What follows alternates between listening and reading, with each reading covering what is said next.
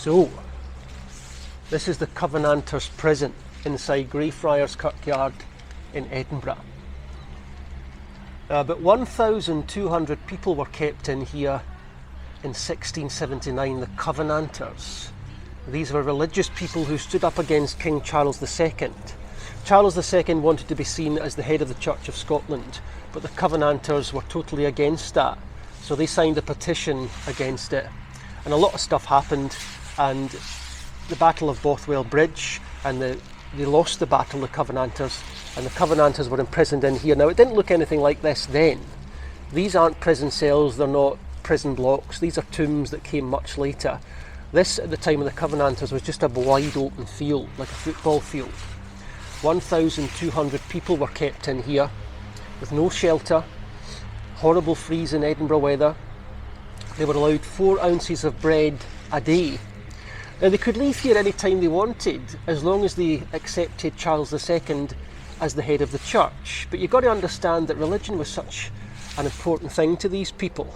They weren't going to do that. They believed in it so much. So a lot of them were tortured here, and they died of exposure and starvation and terrible things. So this is the Covenanters prison.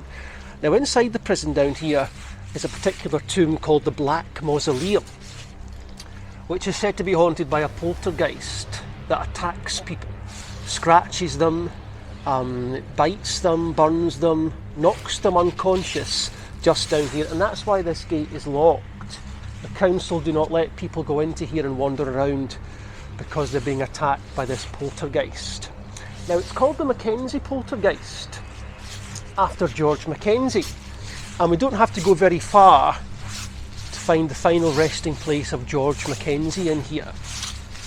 It's a big fancy tomb just round the corner here, so let's go and have a look at George Mackenzie's tomb. Now, George Mackenzie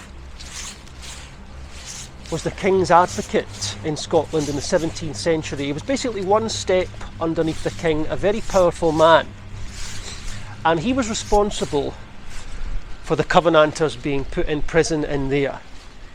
So here's the tomb of George Mackenzie.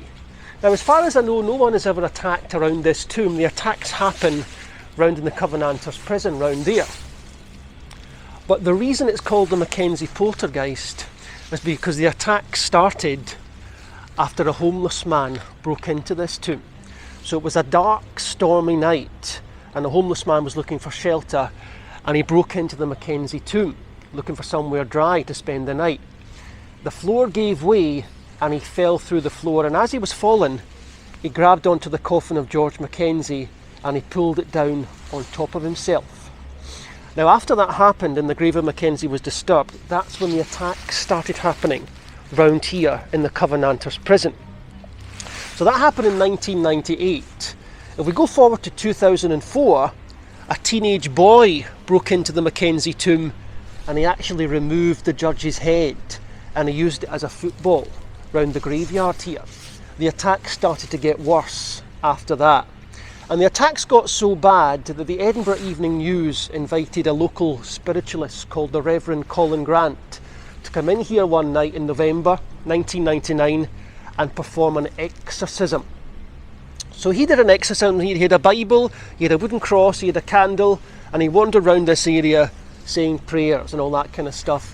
And when he left the graveyard, he was completely exhausted, he was drained, he was shaking, and he said to have said, "This place will kill me." 2 weeks later, he was dead.